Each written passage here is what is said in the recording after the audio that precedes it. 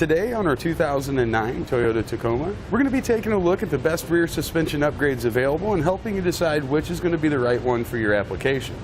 Now, the reason we typically look for rear suspension upgrades for the vehicle are going to be like if we want to haul a little bit of extra weight. We want something that's going to level our truck back out and make the hauling and stopping, things like that, much safer. Look at something like this. Or if you're more into the off-road side of it, where you like to spend a lot of time off-road, off-camber, things like that, we look for something that's going to absorb some of that shock and some of that impact so it's not so rough heading down the trail. And we've got three different types of upgrades available that we're going to be taking a look at. One's going to be more of a standard type Timbren kind of an application.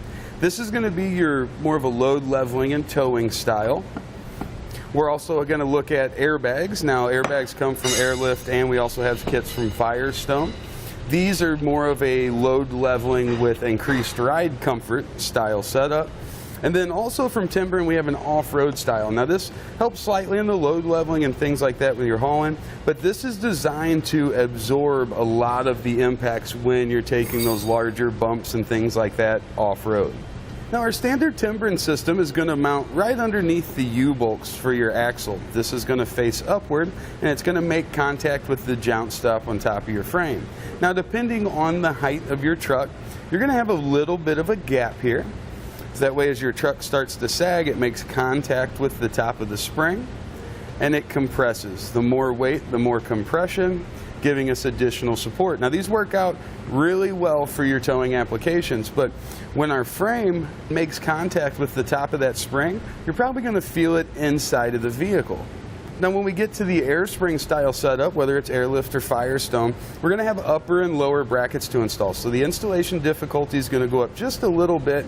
We're also going to have to run air lines back to where we can get to them with an air hose. But this is actually going to be my preferred upgrade, the one I would definitely pick, because with the upper and lower attachment point, we create a connection from our axle to our frame. As we go down the road, even unloaded, this is going to take some of the shock and some of that jarring effect out of it, and it really makes for a smoother ride. This is also going to give us increased steering and turning performance even unloaded, because we're going to have a little bit of air in here, typically no less than 5 pounds of air in the bags at any time. That's going to help control some of the body roll.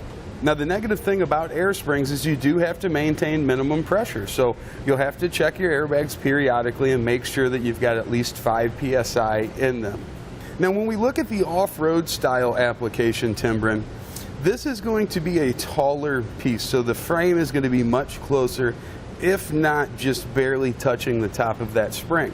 So as we get in those off-camber situations, the spring, as that axle is driven towards the frame, is going to absorb that, and it's going to take a lot of that heavy jarring and shifting effect that we typically get off-road off the table, and it's going to make for a much smoother and much more enjoyable ride.